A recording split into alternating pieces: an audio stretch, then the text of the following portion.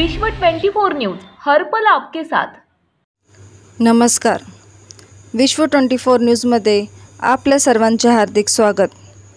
आज दिनांक 6/10/2021 रोजी ग्रामपंचायत गोगाव व प्राथमिक आरोग्य केंद्र बागदरी यांच्या संयुक्तरित्या गोगावमध्ये आरोग्य supervisor Nilofar Nadaf madam, doctor Lingraj Nadgeri, आरोग्य सेविका अंबिका वळसंग, आशा वर्कर्स मधुमती गायकवाड या टीमने घरोघरी जाऊन 51 जणांना कोविड लस दिले असून सर्व टीमचे सरपंच सौ वनिताताई मधुकर सुरवसे, उपसरपंच कमलाकर सोनकांबळे व माजी सरपंच प्रदीप जगताप यांनी मनापासून धन्यवाद दिले।